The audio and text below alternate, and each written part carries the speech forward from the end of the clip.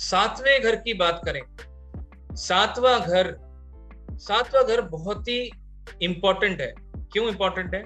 क्योंकि वो हमारे स्पाउस का है, मैरिज लाइफ का है। देखो, भगवान ने ये कहा कि लोग कहते हैं भाई घर पे हमारी बनती नहीं है बीवी से या पति से, लेकिन बाहर दोस्त हैं वो बड़े अच्छे हम उठते बैठते हैं।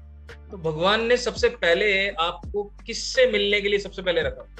आप सोचो कि पहले घर का सातवां, मतलब एकदम सामने, पहले घर के सामने कौन सा घर है? सातवां।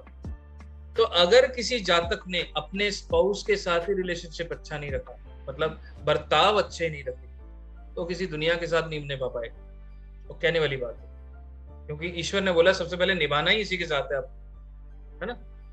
फिर बोलते हैं जी स्पाउस जो है हमें पता नहीं, हमारी बात नहीं सुनती, हम जो बोलते हैं उसको उल्टा चलते हैं। ये वैदिक ज्योतिष में मान्यता है कि एक जन्म के बाद दूसरा जन्म फिर होता है ना।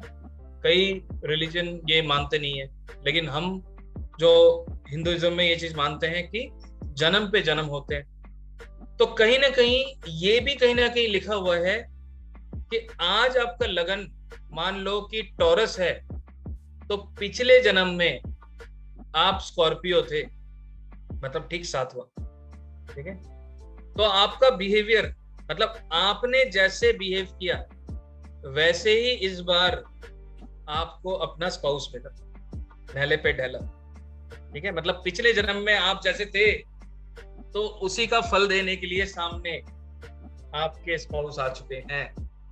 तो ये रीत है, दुनिया की रीत है कि जो आपने पिछले जन्म में दिया या आप जैसे थे, तो आपको भी तो जानना जरूरी है कि इस जन्म में आप कैसे थे, ठीक है। तो वैसे ही आपको स्पाउस मिले, कहने का मतलब ये माना जाता है। संदीप जी बड़े खुश हो रहे हैं।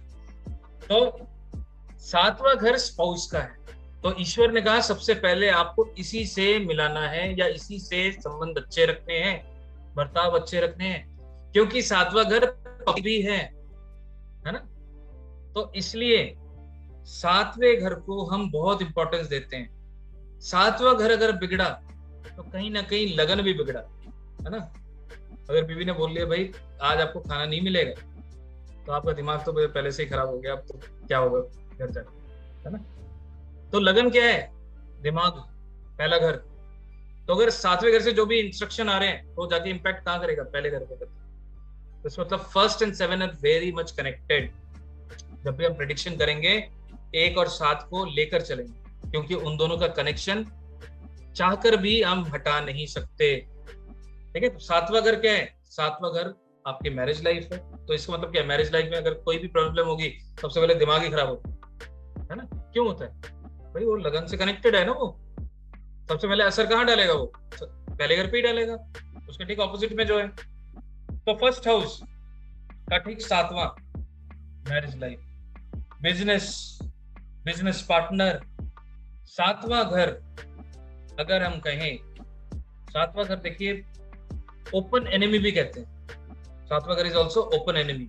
तो हो सकता है इसलिए स्पाउस के साथ थोड़े open fights, open discussion, open गर्म चर्चाएं हो जाती है, क्योंकि ओपन एनिमी है। मतलब सातवां घर इज कंपिटिटर, आपके साथ जो कंपिटिटर है ना। सोचिए कि आप किसी एग्जाम में बैठे हैं, तो आपके साथ जितने लोग बैठे हैं वो सारे सातवां घर है, तो आपसे ओपनली compete कर रहे हो, ठीक है। तो सातवां घर, सातवां घर जब हम प्रश्न में आएंगे, सातवें घर को चोर भी बोला गया है। जब हम प्रश्न शास्त्र में आएंगे वहां पे उसको चोर भी बोला गया है, सातवां घर चोर।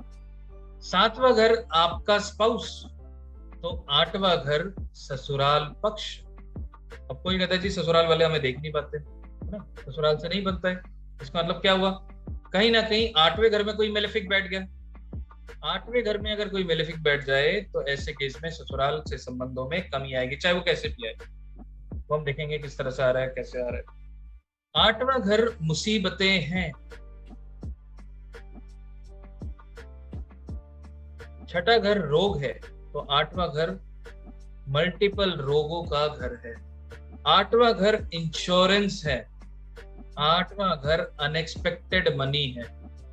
आठवां घर ऐसा नॉलेज, आठवां घर ऐसा नॉलेज जो किसी को ना पता हो, जिसे हम कहेंगे तंत्र विद्या। तंत्रों का घर 8वां है, ऐसी विद्या जो जिसको ना पता हो। जमीन के तह के अंदर जो चीजें हैं वो 8वां घर है। जमीन के अंदर की तह की चीजें 8वां घर। 8वां घर वो जगह है जहां पे वेस्ट मटेरियल निकलता है। इसलिए 8वें घर में अगर कोई ग्रह होगा, उस ग्रह के शरीर के अंग में मैलापन जरूर रहेगा, मतलब वहां पे क्लीनिंग कम होगी। 8वां घर हिडन है, हिडन।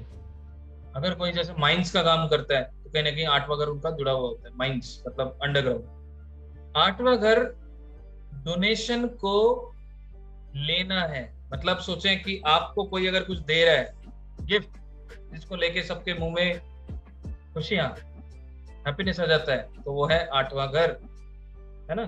कोई ऐसे ग्रह की गिफ्ट ले लो जो 8वें घर में बैठा है, तो आपको पता चल जाएगा गिफ्ट कितने अच्छे होते हैं। ठीक है, ये चीज आगे बताएंगे। 8वें घर की चीजें हमें नहीं लेनी होती, ठीक है, उस चीज से बचाव करेंगे, आगे समझेंगे। क्योंकि देखो, मुसीबत, लगन के लिए मुसीबत कौन सा है? 8वां घर है। ऑब्स्टेकल्स कौन सा है? 8वां घर है। डिफिकल्टीज कौन सा है? 8वां घर है। तो उसी के प्रभाव अगर बढ़ा रहे हो आप, अगर जो ग्रह है उसके आपने ले लिए गिफ्ट, तो उसके प्रभाव आप बढ़ा रहे हो। 9वां घर हमारे पिता का है ना। इसमें देखो बहुत सारे चर्चाएं चलती हैं, फाइट चलता है, विवाद होते हैं कि भाई 10वां पिता का है या 9वां पिता का है। तो हम यहाँ पे 9वें को ही पिता मानेंगे। 9वां घर पिता का है। 9वां घर गुरु का है। 9वां घर उच्च शिक्षा का है ना। Primary education is 4th house, higher education is 9th house. 9वां घर रिलीजन को मानने का है। और ऐसे केस में अगर किसी का केतु 9वें में बैठ जाए, ऐसे केस में जातक मल्टीपल रिलीजन में इंटरेस्ट रखने वाला होगा, उसके बारे में गहराई में जांचने वाला या समझने वाला होगा। है किसी का केतु 9, तो वो जरूर देखें। रिलीजन के प्रति गहराई में जानने की इच्छा उनको जरूर होगी। कई केसेस में ऐसे लोग मल्टीपल रिलीजन प्लेसेस, अलग अलग रिलीजन के जरूर विजिट करते हैं। शनि अगर 9 हो, ऐसे जातक नास्तिक होते हैं। अब नास्तिक मतलब क्या है? ऐसे जातक आंखें बंद करके किसी रिलीजन पे विश्वास नहीं करते, वो पहले जांचते हैं, टटोलते हैं, उसके बाद विश्वास करते हैं। शनि 9 वाले, तो हम कहेंगे जिसका भी शनि 9 होगा वही असली आस्तिक होगा। मतलब जो नास्तिक होता है वही असली आस्तिक बन जाता है। तो मतलब ऐसे ही आंख बंद के किसी चीज पे विश्वास नहीं करेगा वो। 9वां घर जो ट्रेडिशनल वर्क है वो नहीं माना जाता। मतलब क्या है कि आप जो प्रोफेशन में ट्रेडिशनली करते हो, वो 9वें घर को नहीं माना जाता। अनट्रेडिशनल वर्क जैसे कि पूजा अर्चना करना, है ना, तो वो 9वें घर से हम देखते हैं। पंडित का काम करना 9वें घर से, क्योंकि रिलीजन का घर है। 9वां घर आपके पितरों का भी घर है। 9वां घर आपके पितरों का भी घर है। तो इसी घर से हम कहीं ना कहीं पितृ ऋण को भी देखेंगे। अगर कुंडली में कहीं पे भी पितरों से ऋण आ रहा होगा तो इस घर को फोकस जरूर करेंगे। बाबा दादाओं की हालत देखने के लिए भी 9वें घर को ही देखेंगे। कहा जाता है कि भाई हम पता नहीं टाटा बिरला की घर में जन्म लेते तो आज पता नहीं कहाँ हो, है ना। तो इसका मतलब क्या है? जिस कुल में आपने जन्म लिया वो कुल जो है वो 9वां घर है। तो इसका मतलब कुल देवता या कुल देवी वो भी हम 9वें घर से ही देखेंगे।